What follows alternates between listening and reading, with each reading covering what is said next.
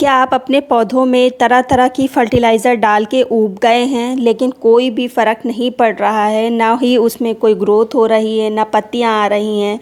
तो जब पत्तियां नहीं आ रही तो फ्लावरिंग भी नहीं हो रही होगी। तो अगर ऐसा है तो आज मैं एक ऐसी फर्टिलाइज़र बताऊंगी जो इस सड़ी गर्मी में भी पौधों पर बहुत ही अच्छा काम करेगी। जो पौधे अच्छे से ग्रो करेंगे तो अच्छे से पत्तियां निकलेंगी, और पत्तियां निकलेंगी तो उसमें फ्लावरिंग भी होगी। तो लेकिन उस फर्टिलाइज़र पर जाने से पहले कुछ चीज़ें हैं जो जानना आपके लिए बहुत ही ज़रूरी है। जैसे कि जो बहुत ही ज़्यादा इम्पॉर्टेंट है कि कुछ प्लांट्स होते हैं जिनके नेचर के हिसाब से आप उनको अगर प्लेस करते हैं तभी आप उसमें अच्छे से ग्रोथ देख पाते हैं।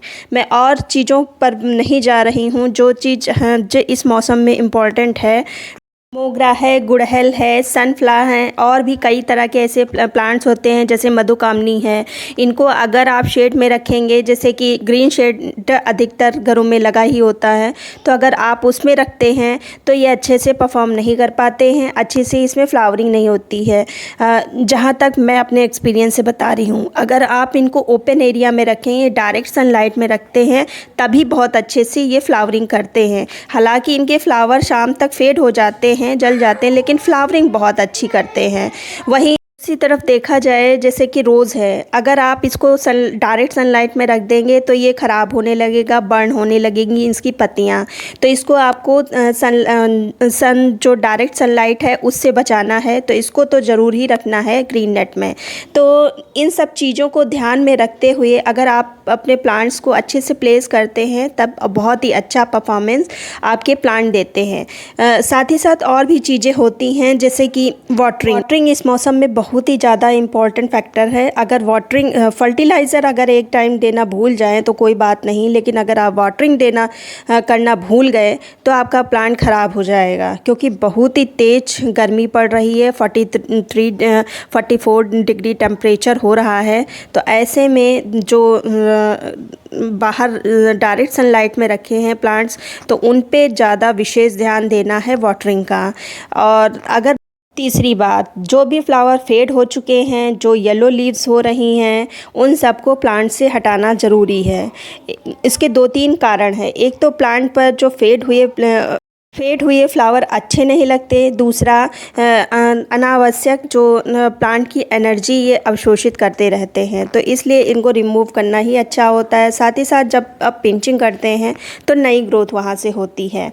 ये सब चीज़ें हैं जो मेन थी, वो मैंने बताई हैं। और भी चीज़ें होती हैं जो प्लांट की ग्रोथ के लिए मैटर करती हैं। अब बात कर लेते हैं इनकी फर्टिलाइज़र की।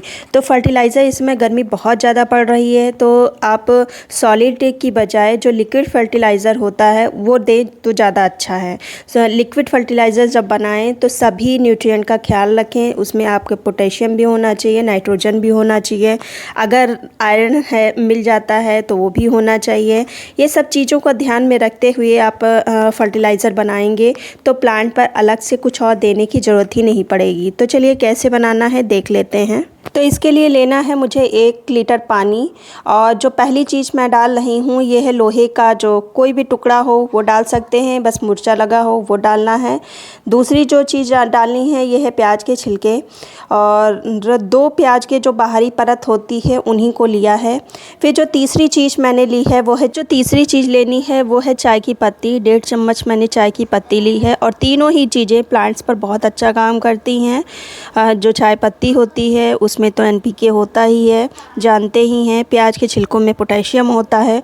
और जो लोहे की चीज़ मैंने डाली है मुर्चा लगी हुई, वो ये तो पता ही होगा कि अगर लोहे में मुर्चा लगा है तो वो आयरन अपना छोड़ देता है, तो इसलिए मैंने तीनों चीज़ें ली हैं।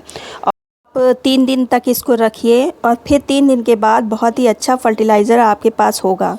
तो देखिए ये फर्टिलाइज़र मेरे पास तैयार है, और इसको कैसे यूज़ करना है, सिंपल है। इसको आप पहले छान लीजिए, और जो इसका फर्टिलाइज़र निकलता है उसको उसके 10 गुना पानी में मिक्स कर लें, खूब अच्छे से मिक्स कर लें पानी में।